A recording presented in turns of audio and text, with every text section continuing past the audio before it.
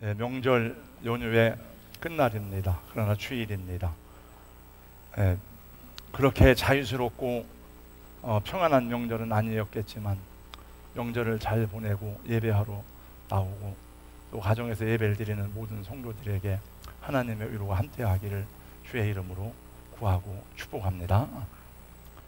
지난해 코로나가 한참 창궐하기 시작한 4월 10일 부활절에 세계적인 테너 가수 안드레아 보첼리가 이탈리 밀라노에 있는 두오모 성당에서 관중이 없는 부활절 콘서트를 열었습니다. 그는 성당 안에서 생명의 양식, 주 하나님 등 여러 곳을 부른 후에 밖으로 나와서 아무도 없는 광장에서 하늘을 바라보면서 어메이징 그레이스를 불렀는데 전 세계 사람들에게 가슴에 지난 감동의 바람을 일으켰다고 합니다. 세계 곳곳에 전파된 이 보첼리의 부활 찬양은 세계를 강타한 코로나 바이러스 감염증으로 상처받은 사람들을 위한 감사와 치유의 노래였다고 합니다. 잠깐 한번 한 10초 정도만 보겠습니다. 성당 안에서 지금 이제 찬양하고 밖으로 나와서 Amazing grace, how sweet the sound that saved a wretch like me.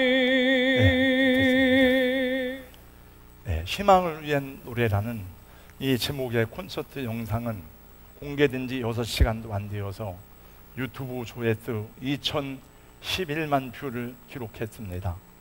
보첼리는 말하기를 나는 기도의 힘을 믿습니다. 크리스찬이든 아니든 지금 우리의 부활절은 모든 사람이 필요로 하는 희망이요 용기가 될 것인다라고 말했습니다. 보첼리는 12살 때에 시력을 잃고 맹인이 되었지만은 자신이 만든 재단을 통해서 현재도 코로나19 극복을 위한 캠페인을 벌이고 있고 그 기금으로 의료진을 위한 보호와 의료장비 구입을 위해서 사용하고 있다고 합니다. 2021년 2월 14일 현재 전 세계 코로나19 상황은 220개국에서 1억 898만 620명이 감염되었고 사망자는 240만 1267명으로 아직도 질병과 혼란과 두려움이 계속되고 있습니다. 질병과 두려움이 덮은 이 세상에서 우리에게 가장 필요한 것은 하나님의 은혜요 기도의 힘이라고 말하지 아니할 수가 없습니다. 다윗은 고백하고 노래하였습니다. 하나님이여 내게 은혜를 베푸소서, 내게 은혜를 베푸소서. 내 영혼이 주께로 피하되 주의 날개 그늘 아래에서 이 재앙들이 지나기까지 피하리이다. 아무리 추운 겨울이라도 봄바람이 불어오기 시작하면 깊은 산 골짜기에 있는 눈들이 녹아내리고 꽁꽁 얼어붙었던 연못가에서도 얼음 깨지는 소리가 들리듯이 모질고 힘든 세월을 보내는 중에서도 역사의 봄은 찾아오기 마련입니다. 오늘은 오랫동안 압제와 굴종 가운데 고통스러운 삶을 살았던 이스라엘 백성들이 미스바에 모여서 하나님과의 언약을 새롭게 갱신하고 잃어버렸던 영토와 주권과 평화를 찾은 에벤네셀의 은혜에 대해서 함께 말씀을 나누고자 합니다. 때는 사사시대였습니다. 사사시대는 왕이 없던 시대이죠. 사사들이 나라를 통치하고 백성들을 리더해 나가는 그런 시대였습니다. 이스라엘 역사에서도 사사시대는 매우 혼돈스럽고 영적으로 어둡고 일상적인 삶이 힘들고 고달픈 나라이었습니다. 특별히 주변 나라들과의 전쟁으로 인해서 삶이 평안하지 않았습니다. 이 세상에 살아가는 동안에 가정도 평안해야 되지만 나라가 평안하고 든든히 서야 되는데 이 세상 삶에서는 개인 간의 갈등과 경쟁도 있지만은 국가 간의 끊임없는 싸움과 전쟁이 그치지 않는 것을 보게 됩니다. 저는 많은 역사책을 보면서 인류 역사는 전쟁의 역사구나라고 하는 것을 생각했습니다. 보편적으로 보면 가장 가까이 있는 나라가 가장 힘들고 어렵게 하는 것을 보게 됩니다. 우리나라도 옛날부터 일본 사람들이 그렇게 자주 우리나라를 괴롭히고 힘들게 한 뿐만이 아니라 중국으로부터도 수많은 침략을 당하는 고난과 역경의 세월을 우리 선조들은 보냈습니다. 이스라엘을 둘러싸고 있는 크고 작은 나라 가운데서도 이스라엘과 끊임없는 전쟁을 했던 두 개의 나라가 있으니 하나는 아람 나라이고 하나는 블레셋입니다. 블레셋의 후예들은 현재의 팔레스타인 사람들이고 아람 나라의 후예는 현재 시리아 사람들입니다. 특별히 블레셋 사람들은 주로 서쪽 해변에 거주하던 사람들이었습니다. 지금도 팔레스타인 사람들은 주로 가자지구, 그 성경에 나오는 내용인데 해변 지역에 많이 거주하고 있습니다. 엘리 제사장이 지도자로 있던 시대 이스라엘 사람들은 블레셋과의 전투에도 패배하고 하나님의 언약궤까지 빼앗겼습니다. 언약궤를 빼앗겼다는 것은 이스라엘 백성들에게는 놀라운 상실이고 두려움입니다. 엘리의 두 아들 홈니와 비느하스도 블레셋과의 전투에서 죽었습니다. 두 아들이 죽고 언약궤를 빼앗겼다는 소식을 전해들은 제사장 엘리는 충격으로 의자에서 넘어져서 목이 부러져서 죽었습니다. 비느하스의 아내가 임신하였다가 해산하는 중에 자기 남편이 전쟁터에서 죽었다는 소리를 듣고 여호와의 법궤를 빼앗겼다는 소식을 들을 때에 아기를 낳으면서 소리를 질렀습니다. 이가봇, 하나님의 영광이 이스라엘에게서 떠났도다. 그리고 그 아기 이름을 이가봇이라고 지어놓고 엄마도 죽었습니다. 여러분, 하나님의 종의 집안이 왜 이렇게 망하고 왜 하나님의 영광이 이스라엘을 떠났습니까? 하나님의 종인 제사장이 불신앙적이고 타락하였기 때문입니다. 엘리의 두 아들 홈니와 비느하스는 하나님의 성전을 더럽히고 하나님을 경외하지도 않았습니다. 하나님을 두려워하지도 않고 하나님께 드리는 예배도 멸시하였습니다. 엘리의 두 아들 홈니와 비느하스의 거듭된 불신앙적인 행위와 하나님의 성전을 더럽힌 죄를 방치한 엘리에게 어느 날 하나님의 말씀이 임했습니다. 너희는 어찌하여 내가 내 초소에도 명령한 내 재물과 예물을 밟으며 내 아들들을 나보다 더 중히 여겨 내 백성 이스라엘이 드리는 가장 좋은 것으로 너희들을 살찌게 하느냐? 그러면서 이렇게 선언하십니다. 나를 존중히 여기는 자를 내가 존중히 여기고 나를 멸시하는 자를 내가 경멸하리라. 다 같이 한번 같이 이 말씀을 읽겠습니다. 시작. 나를 존중히 여기는 자를 내가 존중히 여기고 나를 멸시하는 자를 내가 경멸하리라. 이 일로 인해서 홈니와 비느하스가 블레셋과의 전투에서 한날에 죽고 언약궤는 블레셋 사람들에게 빼앗겼습니다. 옛날 고대에는 전쟁을 신들의 전쟁이라 생각했어요. 다 자기 믿는 신들이 도와준다 생각했습니다. 그러니 하나님의 법궤를 의기양양하게 빼앗은 블레셋은 얼마나 크게 기뻐했겠습니까? 나 기쁨도 잠시, 블레셋은 여호와의 법궤 때문에 큰 두려움과 공포에 사로잡히게 되었습니다. 왜냐하면 언약궤가 가는 곳마다 상상할 수 없는 재앙이 일어났기 때문이었습니다. 하나님의 언약궤를 자신들이 섬기는 다곤 신전에 두었더니 아침에 가서 보니까 다곤 신전이 넘어져 있고 모가지가 부러지고 손목이 다 잘렸습니다. 야, 이상하다. 다시 세워놨더니 다음날 가서 보니까 또 그런 일이 생겼습니다. 아수드로 옮겨갔더니 아수드 사람들에게 독한 종기와 재앙이 일어나서 많은 사람이 죽어나갔습니다. 아수드 사람들이 두려워해서 야, 이스라엘의 언약궤를 왜 우리에게 가져오느냐고 소리 지르면서 빨리 가져가라고 부르짖었습니다. 가드로 옮겨갔더니 가드에 큰 환난이 임했습니다. 에그론으로 가져갔더니 에그론 사람들이 부르짖으면서 난리가 났습니다. 사무엘상 5장 10절 말씀에 보니까 하나님의 궤가 에그론에 이른즉 에그론 사람들이 부르짖어 이르되 이스라엘의 신의 궤를 우리에게로 가져다가 우리와 우리 백성을 죽이려 하는구나. 왜 우리를 죽이려 하느냐? 난리가 났어요. 그럼 이 여호와의 법궤를 갖다 둘 데가 없는 거예요. 어떻게 할 수가 없습니다. 환란의 불덩어리와 같이 여기로 가져가도 안 되고 저기로 가져가도 안 되고, 마치 뚜껑이 열린 핵폭탄을 안고 살아가는 것 같은 두려움에 블레셋 사람들이 부르짖었습니다. 사무엘상 5장 12절 말씀해 보니까 그 살아남은 사람들이 막 부르짖음이 하늘에 사무쳤어요. 왜 이스라엘의 여호와의 법궤를 가져와 우리를 다 죽게 하는가? 어떻게 하면 좋은가? 그 이스라엘의 하나님 여호와의 법궤를 두는 곳마다 상상할 수 없는 재앙이 일어나니 감당하기 어려운 국가적인 문제가 되었습니다. 그래서 블레셋 사람들은 그들의 지상들과 복술자들을 불러서, 이제 무당들이죠, 다 이스라엘에게를 어떻게 해야 될지 물어보았습니다. 그들이 답을 주었습니다. 다시 이스라엘로 돌려보내라. 그냥 보내지 말고 이렇게 해서 이렇게 해서 돌려보내라. 그래서 새 수레를 하나 만들고 멍에를 메워보지 아니한 암소 2마리를 끌어다가 수레를 메우고 하나님의 언약궤를 실어서 이스라엘로 보내게 되었습니다. 이것이 그 유명한 벳세메스로 가는 암소의 이야기입니다. 여러분들은 그 이야기를 많이 들어보았을 것입니다. 암소 2마리는 이끄는 사람이 없었지만 좌로 우로 치우치지 아니하고 울면서 벳세메스로 올라갔습니다. 왜 울면서 갑니까? 성경에 보니까 전내나는 암소 2마리라고 했거든요. 전내가 난다는 것은 이제 막 갓 낳은 새끼 송아지를 떼어놓고 가는데 죽으러 가는 것입니다. 그러니 새끼를 떼어놓고 죽으러 가니 울면서 벳세메스로 올라가는 것입니다.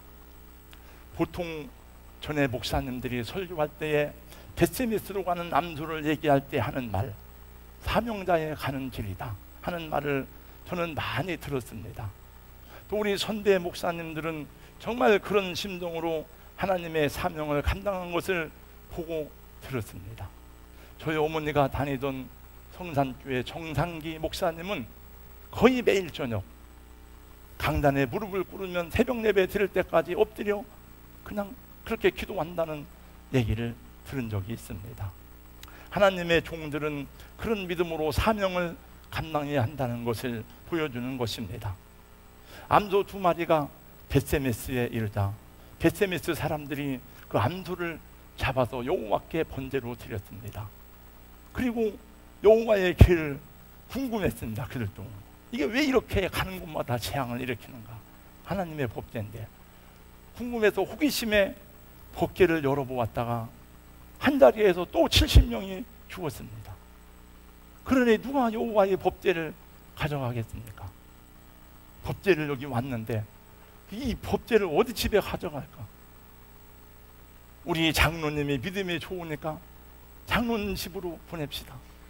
이 장로님 법궤를 모시겠습니까? 그래도 저 우리 힘이 세고 태권도 관장인 집사님이 그래도 힘이 있으니까 집사님 집으로 보냅시다. 법궤를 받으시겠습니까? 어떻게 법궤를 받으시겠어요?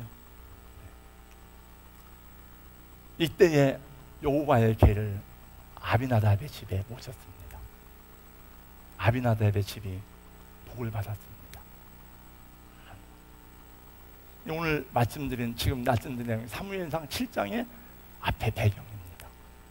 그래서 이스라엘 백성들이 아비나답의 집이 복을 받고 여호와의 궤가 기란 여아림 그 아비나답 집에 20년 동안 있는데 이스라엘 백성들이 그 법궤를 사모하고 하나님을 사모했습니다. 당시 상황은 엘리 지상이 죽고 사무엘이 이제 성장을 해서 이스라엘의 지도자가 되었습니다. 사무엘이 그 모습을 보고 백성들을 다 미스바에 모이라고 했습니다. 그리고 이렇게 선언했습니다. 만일 너희가 전심으로 여호와께 돌아오려거든 이방 신들과 아수다를 너희 중에서 제거하고 너희 마음을 여호와께로 향하여 그만을 섬기라. 그리하면 너희를 블레셋 사람의 손에서 건져내시리라. 무엇을 제거하고 나오라고요? 이방신을 제거하고 아스타로스를 제거하라고 말씀합니다. 가나안의 대표적인 신들이 바알과 아스타롯입니다. 바알은 남신을 말하고 아스타롯은 여신을 말한다. 이시타루. 나중에 이 여신이 이시타루로 가고 다 발전해요. 이 신들은 풍요로움과 번영을 가져다주는 신이라고 사람들은 섬겼습니다. 이스라엘 백성들이 가나안 땅에 들어가 사는 동안에 그들은 하나님만을 섬긴 것이 아니라 주여 주여 하면서도 이방 신들을 다 섬기고 있었던 것입니다. 집집마다 이런 신상들을 갖다 두었습니다. 이스라엘 사람들은 오랫동안 종교 혼합주의의 깊은 영향을 받고 있었던 것입니다. 자기들을 애굽에서 인도하여 내신 하나님, 자기들에게 자유를 주시고 나라를 세우게 하신 여호와 하나님만을 섬기는 것이 아니라 가나안 사람들이 섬기는 신들을 같이 섬기는 것입니다. 여러분, 지난 주일에 제가 전한 말씀 가운데 쉐마 이스라엘, 이스라엘아 들으라, 우리 하나님 여호와는 오직 하나님 여호와, 너는 마음을 다하고 뜻을 다하고 힘을 다해서 하나님만을 섬기라. 너희가 정말 섬길 신은 천지를 창조하신 하나님밖에 없다는 것을 거듭거듭 신명기서에서 말씀하였지만, 그러나 이스라엘은 그 명령을 지키지 못했고 그 언약에 그들에게 지켜지지 않았던 것입니다. 이스라엘은 실패했습니다. 바알과 아스라스에 대한 숭배가 이스라엘 역사 가운데 얼마나 끈질기게 계속되는지 에레미야서에 보면 나와요. 정말 끈질기게 그들을 괴롭힙니다. 그만큼 아스타롯은 매력적인 신이었던 것입니다. 사무엘은 우상들을 버리라고 명령합니다. 아스타롯을 버리지 않고는 하나님을 섬길 수 없다고 말씀합니다. 아스타롯 숭배는 개인의 욕망과 깊은 관계가 있습니다.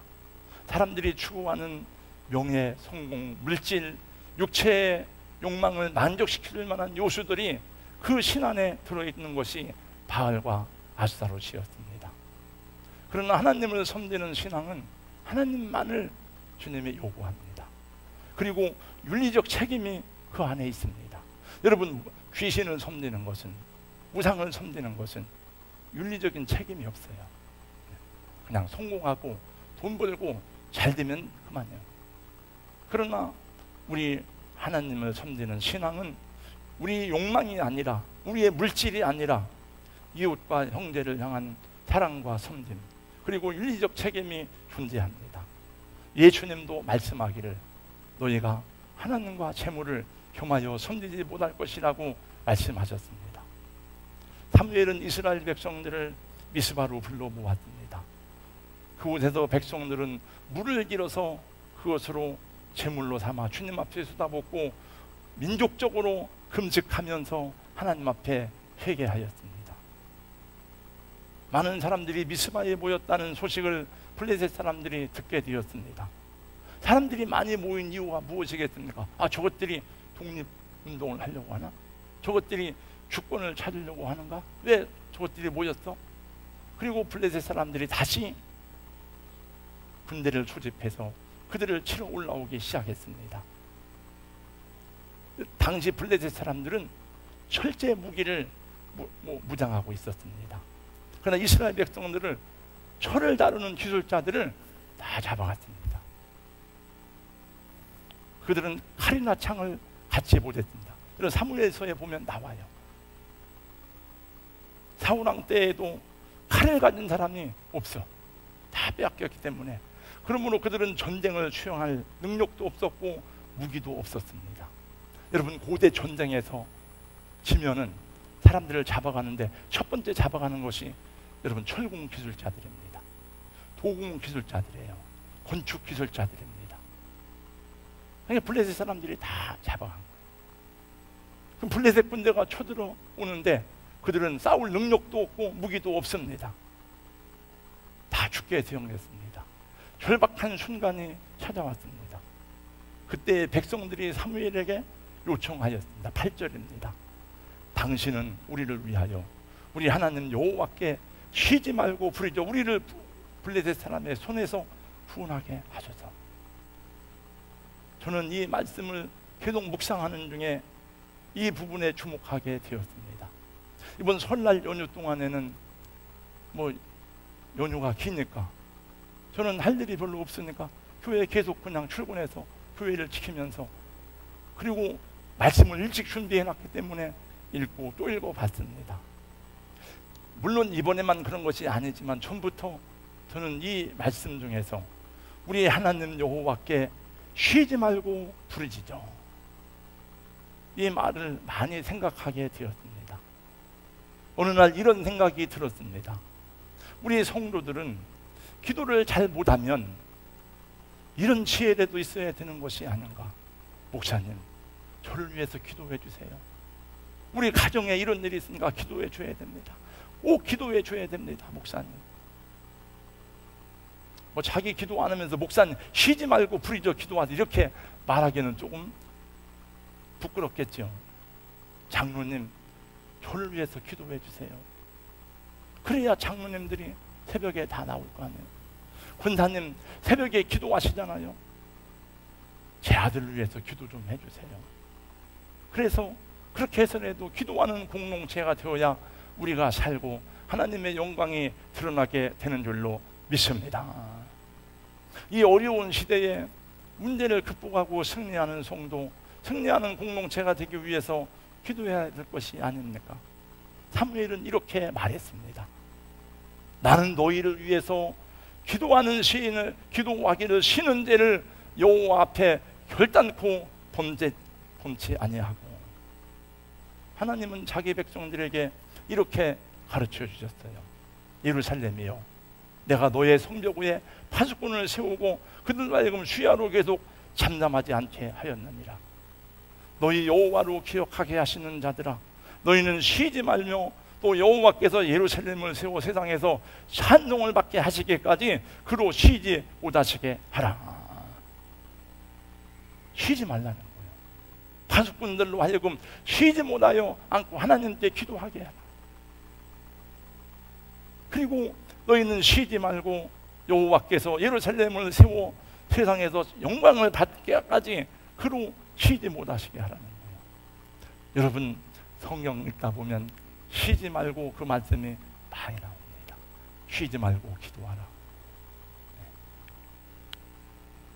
그래서 또 그런 노래가 생각이 나더라고요. 쉬지 말고 쉬지를 말고 달빛의 길을 물어 꿈의 어리는 항구 찾아 가거라. 근데 그 노래도 비슷해요. 사실은 우리 민족이 어려울 때에 너희는 길을 잃어버리지 말고 달빛의 길을 물어 이 민족의 갈 길을 찾아가라. 뭐 그런 노래 아니겠습니까? 본문 9절을 다 같이 읽겠습니다. 다 같이요. 시작. 사무엘이 전 먹는 어린 양 하나를 가져다가 온전한 번제를 여호와께 드리고 이스라엘을 위하여 여호와께 부르짖음에 여호와께서 응답하셨더라. 여호와의 응답이 무엇입니까? 블레셋 사람들이 창과 칼을 들고 가까이 왔을 때에 하나님께서 블레셋 진영에 번제와 우레와 천지가 진동하는 천둥을 바라셨습니다. 이 사람들이 혼비백산했습니다. 어쩔 줄을 모르게 되었습니다. 다 창칼을 버리고 막 도망을 가는 거예요. 이스라엘이 큰 승리를 얻게 되었으니 블레셋에게 빼앗겼던 나라의 주권을 찾아오게 되었습니다. 잃어버린 영토를 회복하게 되었습니다. 아모리 사람과의 평화가 회복되었습니다. 사무엘은 큰 노를 취하여 기록하였으니 에벤에셀이었습니다. 하나님이 여기까지 우리를 도와주셨다. 우리 사랑하는 성도 여러분, 잃어버린 영토를 찾아야 합니다. 여러분, 세상은 경쟁하고 싸우는 거잖아요. 영적인 싸움터입니다. 세상은 또 한편으로는 빼앗기거나 잃어버린 것이 있으면 하나님께 구하시기 바랍니다. 여러분, 그것이 사명이든지 믿음이든지 물질이든지 내 가족이든지 여러분 찾으시고 회복하시기를 주님의 이름으로 권면하고 축복합니다. 우리 인생의 주도권을 하나님께 드려야지. 하나님이 내 인생을 붙잡고 움직여 가셔야지. 마귀에게 내어준 사람이 되어서는 안 됩니다. 우리의 삶의 영역을 말씀과 성령이 다스려야지 세상의 정욕과 우리 욕망이 지배하는 우상숭배의 자리가 되어서는 안 됩니다. 내일에 대한 불안과 두려움으로 은혜와 평강을 빼앗긴 인생 여정이 아니라 샬롬의 평화가 지배하고 이끌어가는 우리들의 삶의 공간이 되고 인생의 여정이 되어야 할 것입니다. 그래서 우리 예배가 성공적인 예배가 되어야 되는 거예요.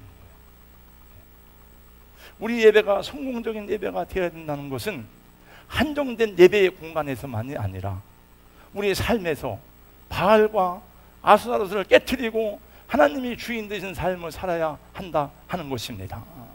지금 여기서 예배드리는 여러분들이 누가 여러분 우상 숭배할 사람이 있겠습니까? 우리 삶의 현장을 여러분 보시기 바랍니다. 여기서 예배를 열심히 드리려고 나갔지만은 우리 삶의 현장에서는 하나님이 주인 되신 하나님이 주권을 가진 삶이 아니고 이 자꾸 세상 것들이 우리를 지배하고 다스리는 삶이 된다면은 우리는 너무 많은 하나님의 은혜를 빼앗길 수밖에 없다는 것입니다. 예배는 크게 두 가지입니다. 하나는 예전 예배입니다. 또 하나는 삶을 통한 예배입니다. 예전 예배라고 하는 것은 일정한 공간과 시간 속에도 구별해 드리는 예배 의식을 말합니다. 여러분들은 지금 여기서 예배를 드리고 있는 것입니다. 그러나 삶을 통해서 드리는 예배라고 하는 것은 예배당 밖을 나가서 여러분 가정에서 여러분 삶의 현장에서 학교에서 직장에서 하나님의 백성으로서의 구별된 거룩한 삶을 살아가는 것을 말하는 거죠. 예수를 믿는 모든 사람들은 하나님의 백성으로 구별되었습니다. 그래서 성도라는 이름을 가지게 되었고 우리의 시민권은 하늘에 있다고 빌립보 3장 20절은 말씀하고 있으니 그 이름에 합당한 삶을 살아야 한다 하는 것입니다. 이스라엘은 주여 하면서도 그들의 번영과 풍요한 삶을 위해서 하나님이 아니라 하나님도 섬기지만 아스타롯을 섬기고 바알도 같이 섬겼습니다. 어디서 복이 올지 모르니까 현대인들이 가장 힘써 추구하는 아스타롯도 번영과 축복입니다. 풍요로운 삶입니다. 모든 사회의 가장 유력한 관념과 가치는 경제적인 번영입니다. 그 사람이 사회주의를 하든지 자본주의를 하든지 잘 먹고 잘 살게 하면 능력 있는 대통령이 되는 거예요. 만약에 현 정부가 다음 또 정권을 잡는다면 그 사람들은 다른 게 아니고 경제적으로 성공했기 때문이고 정권을 잃어버린다면 경제 정책에서 실패했기 때문일 것입니다. 그래서 한국교회의 신학도 번영신학으로 물들었기 때문에 종교 혼합주의 신앙이 사실은 굉장히 많은 거예요. 사람들은 돈이 되는 것이라면 무엇인지 할 수 있는 세상입니다. 물론 그리스도인이라고 해서 가난하게 살아야 될 이유는 조금도 없습니다. 정당한 수고와 노력을 통해서 부유하게 살 수 있다면 그것을 누가 정죄하겠습니까? 그러나 우리가 명심해야 할 것 중에 하나는 하나님의 자녀니까 하나님이 주시는 복을 받아야 한다 하는 것입니다. 천지를 창조하신 하나님이 복을 주시지 않는다면 누가 우리에게 복을 주겠습니까? 여러분? 하나님이 만일 오늘이라도 내가 내 영혼을 데려가겠다 하시면 누가 거절할 사람이 있겠습니까? 하나님은 말씀하시기를 은도 내 것이요 금도 내 것이라고 하였습니다.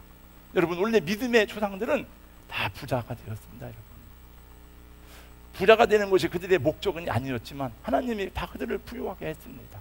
하나님이 복을 주니까. 부유하게 사는 것이 우리 삶의 목적은 아니지만 우리는 영적으로나 우리 삶의 모든 부분이 하나님이 다스리시고 하나님이 복 주시는 은총을 받은 주님의 자녀로 서야 되는 줄로 믿습니다. 그러기 위해서 아스타롯을 버려야 됩니다. 바알을 깨트려야 됩니다. 하나님 앞에 나와서는 주여 주여 하면서도 그 삶에 하나님이 없고 그 행위에 하나님의 약속한 말씀도 없는 이스라엘 백성들을 향해서 주님이 말씀하십니다.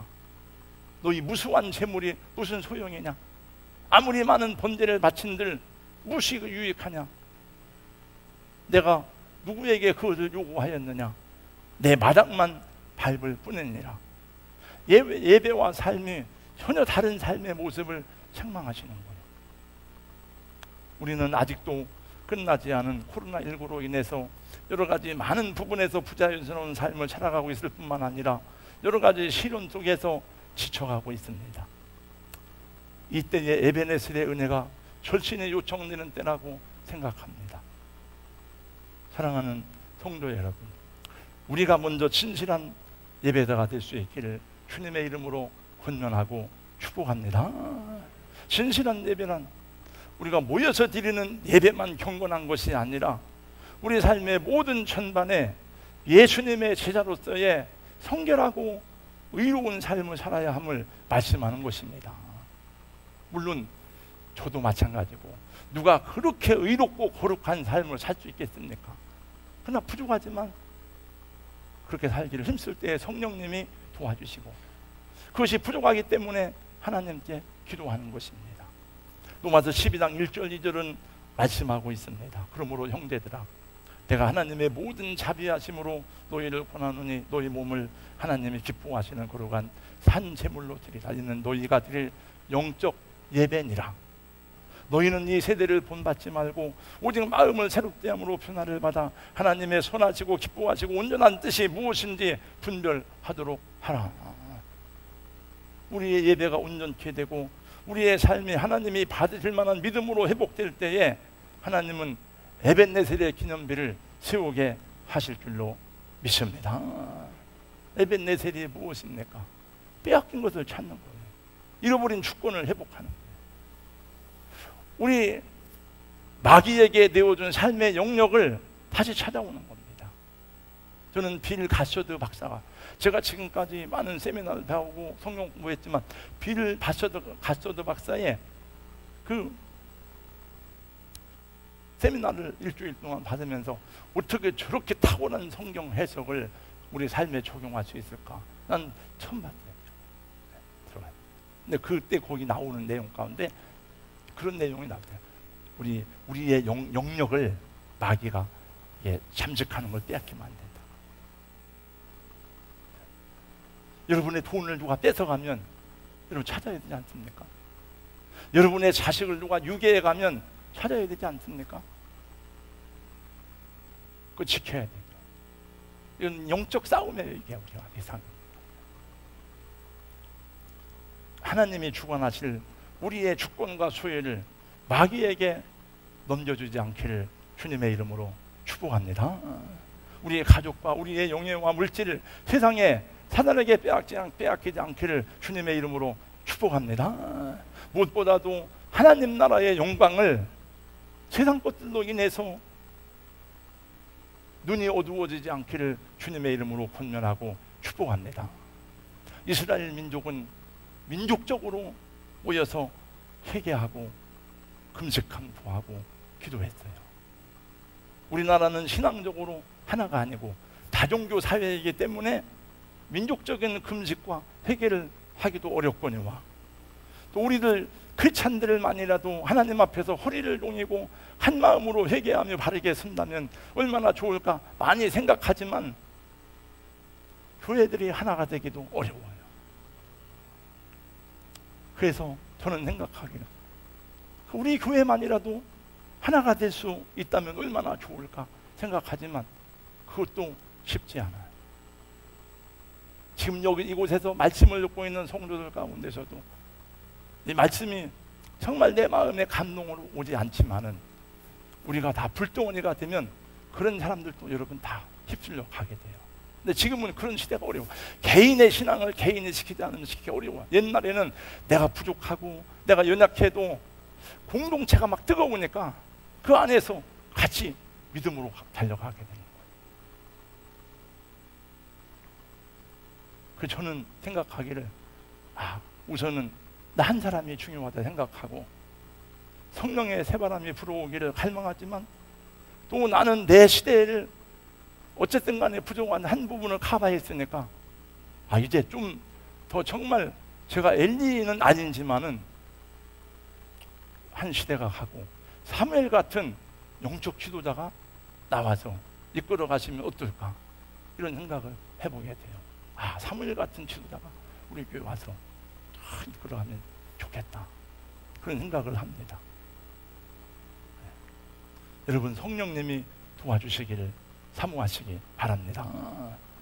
여러분의 의지와 생각과 마음을 성령께서 인도해 주시기를 주님의 이름으로 간구하고 축복합니다. 저는 우울증 종류도 정말 너무 많은 것 같아. 제가 어떤 한 가정을 우리 교인은 아니지만 전도 겸 우유로자 갔었는데 그런 우울증도 있더라고요. 현상이 여러 가지로 나와. 너무 그런 사람들이 우리 사회에 너무 많아요. 그래서 기도해서 막 낫고 막 이런 역사가 나타나야 되는데 지금 주의 종들도 힘을 잃어버렸어요. 기도할 수 있는 영역을 다 빼앗겼어요. 많이. 그래서 사무엘 같은 지도자들이 세워져야 된다 이런 생각을 해보게 됩니다. 이제 곧 사순절이 시작되고 곧 봄이 옵니다. 하나님 나라의 기업 천국의 영광을 회복하는 에베네셀의 은총이 여러분 성도들에게 이 나라 이 땅의 교회들에게 임하기를 주님의 이름으로 축원합니다. 우리 한분 앉은 자리에서 358장 박수하면서 찬양하고 말씀 붙잡고 2분 동안만 기도하겠습니다. 하나님 우리에게 영적인 힘을 주시고 성령의 새바람이 우리 가운데 불어오게 도우셔서 우리가 이렇게 나약하게 있을 것이 아니라 하나님을 의지하고 기도해서 하나님이 주시는 복을 받는 우리 믿음의 교회 성도들 내가 되게 하여 주옵소서. 에벤네셀의 은혜가 우리에게 임하게 하옵소서. 이렇게 기도하겠습니다. 우리를 다시 새롭게 하시고 성령님 우리의 의지와 생각과 마음을 말씀 안으로 이끌어 주시어서 우리 아버지 하나님 내 육신의 생각대로 살면 반드시 죽을 것이로되 영으로서 육신의 생각을 극복하면 살리라고 말씀했사오니 하나님의 사람으로 살아갈 수 있도록 도와 주시옵시고 침몰해 가는 세월호에서 그대로 죽었던 우리의 그 슬픈 기억이 있는데 하나님 이대로 무너져 가지 않도록 도우시고 우리 아버지 탈출하게 하시고 에벤네셀의 은혜가 이스라엘에 회복된 것처럼 우리에게도 이 은혜가 회복되어서 우리 자녀들이 우리의 가정이 우리의 믿음이 다시 이 봄의 봄과 함께 새 힘을 얻어 전진할 수 있도록 도와 주시옵소서. 아멘. 두려움과 낙심과 절망 가운데 숨어있던 제자들이 담대하게 복음을 전하고 전 세계로 나간 것은 성령이 그들에게 임하였기 때문임을 우리는 역사를 통해 성경을 통해 알고 있는데 주여 우리에게도 이 은혜가 다시 회복되게 하여 주시옵소서. 아멘. 예수님 이름으로 기도하옵나이다. 아멘. 아멘.